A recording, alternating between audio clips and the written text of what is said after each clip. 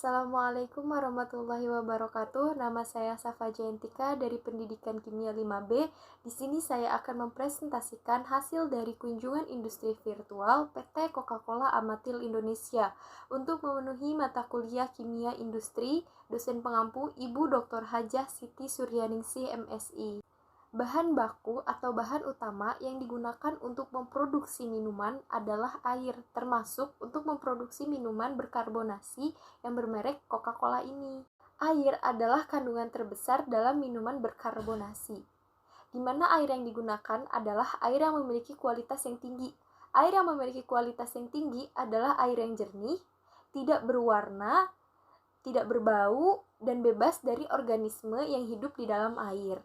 Alkalinitasnya kurang dari 50 ppm, padatan terlarut kurang dari 500 ppm, kandungan logam besi dan mangan kurang dari 0,1 ppm. Bahan selanjutnya yang ditambahkan adalah konsentrat, misalnya seperti sari buah, konsentrat protein, dan lain-lainnya, yang bertujuan untuk memberikan rasa dan warna kepada minuman ringan yang diolah. Bahan selanjutnya yang ditambahkan adalah gula. Selain sebagai pemanis dan penambah kalori, gula juga berpengaruh pada penampakan minuman dan juga sebagai pembawa komponen rasa sehingga tercampur merata dalam minuman. Gula yang natural seperti gula cair dan gula pasir, sedangkan gula buatan dalam minuman adalah sakarin. Selanjutnya, pemberian rasa asam.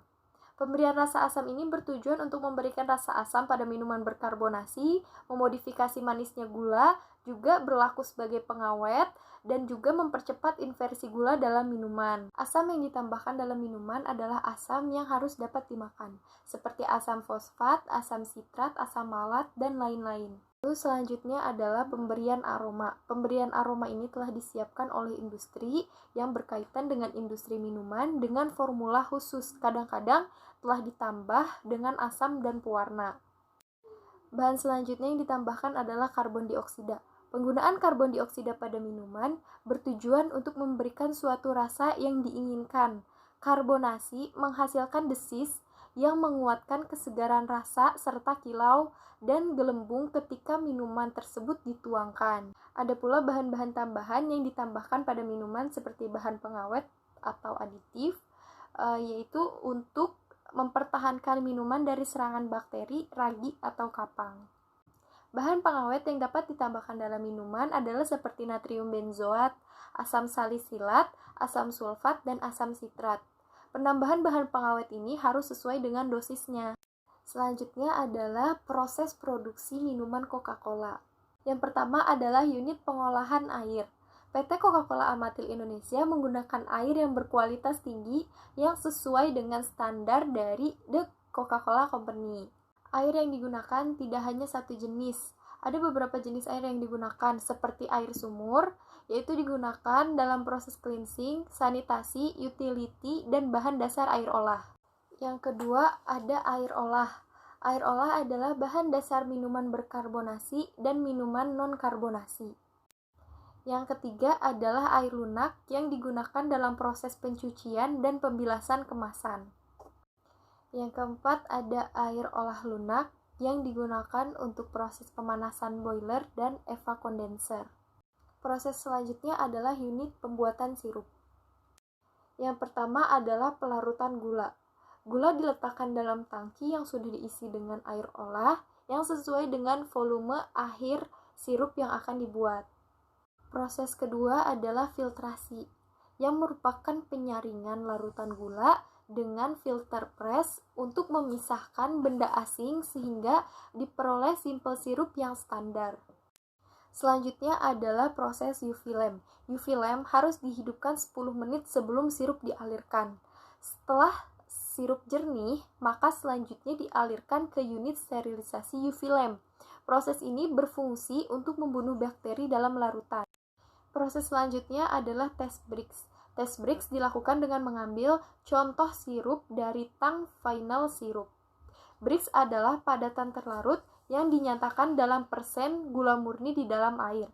Proses ini dilakukan sebagai acuan untuk pembuatan akhir sirup. Setelah pembuatan unit simple sirup, selanjutnya adalah karbon dioksida purifier plant. Gas karbon dioksida sangat penting ditambahkan dalam minuman berkarbonasi karena berfungsi sebagai penyegar dan pengawet serta memperkuat rasa dari minuman Coca-Cola tersebut. Gas CO2 ini disuplai dalam bentuk cair kemudian diproses menjadi gas. Di dalam karbon dioksida masih terdapat gas lain yang harus dihilangkan sehingga tidak mempengaruhi rasa dan bau dari minuman ketika karbon dioksida ditambahkan. Dalam produksi minuman Coca-Cola, kadar karbon dioksida yang ditambahkan adalah sebesar 3,75%. Proses selanjutnya adalah pencampuran air, sirup, dan karbon dioksida. Proses paramix adalah proses pencampuran air, sirup, dan karbon dioksida sehingga diperoleh minuman ringan yang siap diisi ke dalam kemasan. Air dari air olah dan sirup secara bersamaan dimasukkan ke dalam mesin pencampuran. Air sebelumnya dideaerasi yang bertujuan untuk memisahkan gas oksigen di dalam air sehingga karbon dioksida mudah larut di dalamnya. Proses selanjutnya adalah proses pembotolan. Selanjutnya adalah mesin pencucian. Mesin ini digunakan untuk melakukan pembersihan botol dan krat dengan menggunakan air yang mengandung klorin dan kaustik soda. Proses pencucian botol melewati beberapa tahap, di antaranya itu proses pembilasan awal untuk membuang kotoran pada botol, yang kedua adalah botol dibilas dan direndam menggunakan larutan NaOH dengan konsentrasi sebesar 2-3,5% pada suhu 50 sampai dengan 60 derajat Celcius. Proses selanjutnya adalah final rinse, di mana botol dibilas menggunakan portable water bertekanan 1-5 ppm dengan temperatur ambien untuk memastikan botol bersih dari kotoran.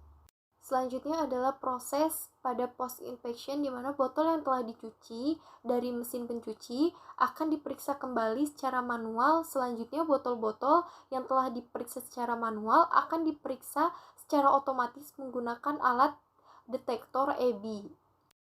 Setelah lolos inspeksi, botol-botol akan masuk ke mesin filler yang memiliki kapasitas 800 botol per menit. Di mesin ini, botol-botol akan diisi dengan sirup dan gas karbon dioksida, selanjutnya dipasang tutup botol. Setelah melalui tahapan filler, selanjutnya botol akan diberi tanggal produksi dan dilakukan pengecekan akhir sebelum di-packing. Selanjutnya adalah botol di packing dan disusun menggunakan alat palletizer yang kemudian siap untuk dijual di pasaran.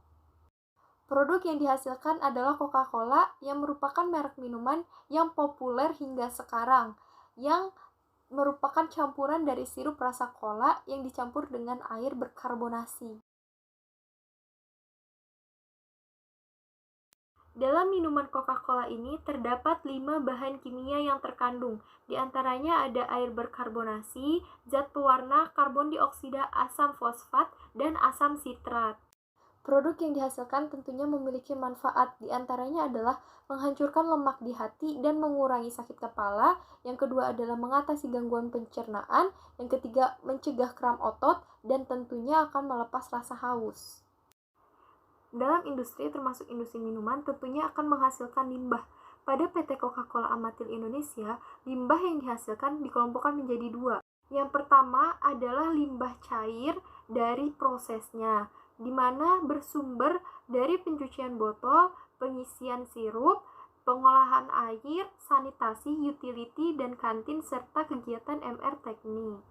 Sedangkan limbah cair berdasarkan asal limbah, yaitu limbah bahan baku, limbah dari bahan produk setengah jadi, limbah dari bahan produk jadi yang terbuang dalam proses, minuman yang tersisa dalam botol yang dicuci, air buangan dari mesin cuci, dan sisa oil dan grease yang tercecer.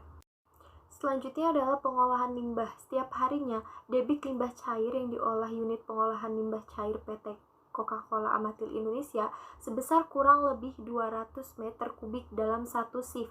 Sedangkan setiap harinya dibagi dalam 3 shift, yaitu pagi, sore, dan malam. Maka, jika jumlah debit limbah cair yang diolah setiap harinya sebesar 600 meter kubik. Proses pengolahannya dilakukan secara proses fisika, biologi, maupun kimia. Proses pengolahan limbah dimulai dari bak penampungan sampai kepada saluran pembuangan dan sungai. Di PT Coca-Cola Amatil Indonesia, tentunya ada keselamatan dan kesehatan kerja untuk setiap tenaga kerjanya. Di PT Coca-Cola Amatil Indonesia ini diadakan inspeksi tempat kerja yang dilakukan secara rutin. Ada inspeksi harian, inspeksi bulanan, serta inspeksi tahunan. Ada pula sistem izin kerja, di mana untuk tenaga kerja yang akan memasuki daerah tertutup, atau bekerja dengan api, atau pekerjaan yang melibatkan listrik, atau bekerja di ketinggian, atau kerja penggalian, maka harus melakukan izin terlebih dahulu. Dalam penerapan K3 di PT Coca-Cola Amatil Indonesia tentunya ada penanggulangan kebakaran seperti alat pemadam api ringan, alat pemadam kebakaran dengan media pemadam air, fire truck atau mobil pemadam kebakaran, alarm isyarat tanda bahaya, dan kelompok pemadam dan evakuasi kebakaran. Perusahaan juga melakukan sosialisasi untuk K3. Alat pelindung diri yang disiapkan oleh perusahaan sudah cukup lengkap untuk setiap tenaga kerjanya, seperti earplug atau earmuff, topi, masker, kacamata, baju kimia, sepatu K3, sepatu karet, bahkan sampai dengan body hand dress. Sekian penjelasan dari saya, kurang lebihnya mohon maaf. Wassalamualaikum warahmatullahi wabarakatuh.